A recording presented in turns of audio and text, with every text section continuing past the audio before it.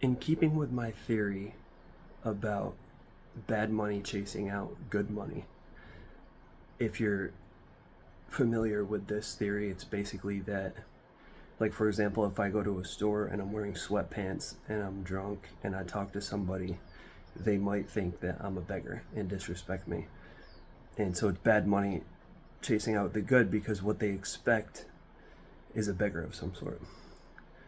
But I was talking with a friend of mine and we applied it basically to society as a whole and to see, and basically broke it down like different demographics, different geographies, different people with cultural roots and everything will have different levels of bad money versus good money. And in banana republics, you would have more bad money, more bribery with the police and blah, blah, blah. So, like, if you're at that level of bad money, it's actually worse for you to be good money. Like, if you're not corrupt in a banana republic, then you're not going to last long because everybody's taking their bribes, like Talleyrand in France, for example.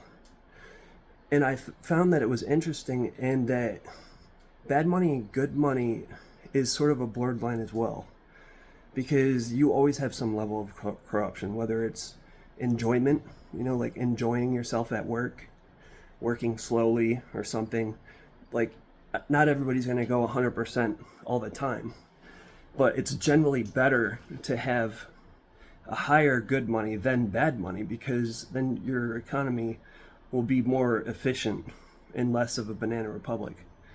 But I feel like sometimes at schools, like, for example, I was taking a class called Quantitative Methods, which is about regression analysis, which is like decision modeling. So you're talking about something and you're like, all right, this variable is going to have this effect on the outcome. And it was a fascinating class. I loved it. But we had a snow day on the final day of class when the projects were due. And she sent out an email that we had to email her them, but I never got the email. So I lost most credit on that, and I was struggling in the class to begin with, so I failed the class. And thinking about it from the perspective, sometimes, like, since corruption is sort of always present in a way, like in certain things, even everybody says they're perfect to do, but you do it and you're like, well, maybe that's like sort of a vice, like maybe I shouldn't check Facebook for 2 seconds, like in between tasks and so forth. Sometimes teachers in academic institutions that aren't really like based around like the business model can sort of, and this is always present. I remember in Spanish class in high school, I got a 910 on a quiz, and I think it's just because the teacher liked me, but it's almost like this gray area still exists, but the teachers, because they want to do right and they can use a remote control and push the button to do right, is that I'm struggling in the class, I turn in the project late and they push the button and I fail the class. And it's like this gray world. Sometimes when people put black and white labels on it so arbitrarily, it can be bad.